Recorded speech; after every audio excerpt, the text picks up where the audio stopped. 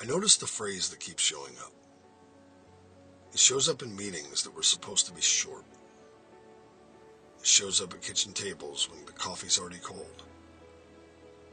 It shows up at work, usually right after someone asks a reasonable question. Well, that's just how it is. Nothing you or I can do about it. It's not said angrily. It's not said to shut anyone down on purpose.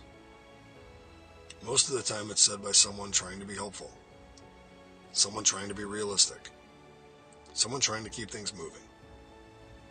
I've said it myself. But once I started noticing it, I couldn't stop. Because that phrase doesn't explain anything. It doesn't answer the question. It doesn't clarify the situation. It ends things.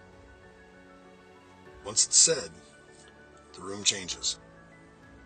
Not dramatically, just enough. You can't ask who decided. You can't ask whether it's working. You can't even ask whether it used to be different. Not without being reminded to be polite. And what's strange is that the people being reminded to be polite are usually the ones speaking the most carefully. They're not raising their voice. They're not making accusations. They're not trying to start anything. They're just pointing at something and saying, this costs something. There was a time when that was normal. People disagreed. They went back and forth. They said what they thought, finished their coffee, and went back to work. Not every conversation needed a resolution. Not every observation was treated like a threat. Nobody confused noticing with attacking. I think about my dad when I hear that phrase. He said what he thought.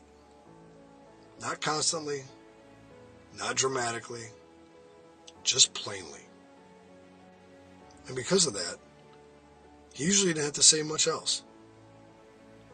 One sentence was enough. Not because everyone agreed with him, but because people understood what he meant. He didn't have to explain his intent. He didn't have to defend his tone. He didn't have to clarify what he wasn't saying before he could say what he was. Speaking plainly saved time. It kept conversations short.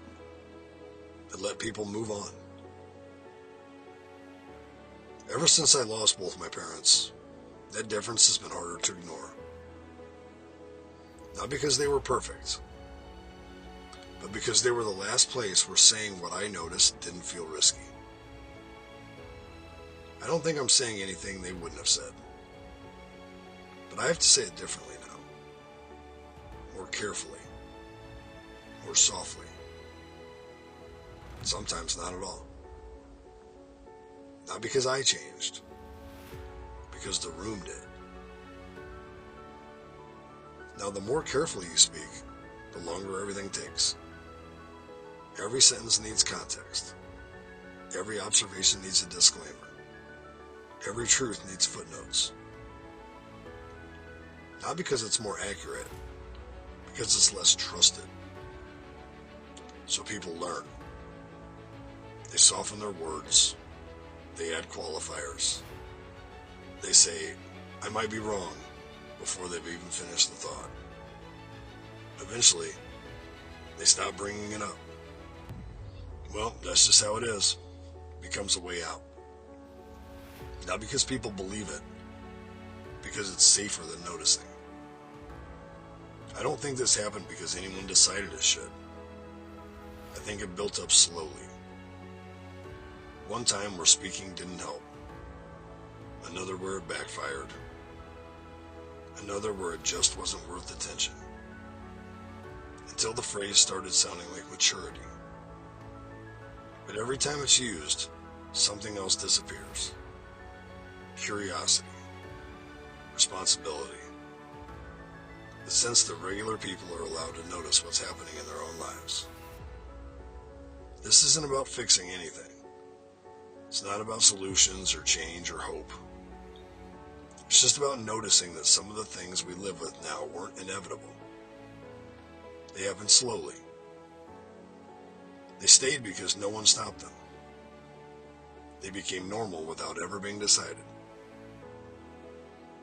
And maybe the problem isn't that nothing can be done. Maybe the problem is that we lost the sense that we're allowed to say what we see out loud and trust that one sentence would be enough. It's just something that I noticed.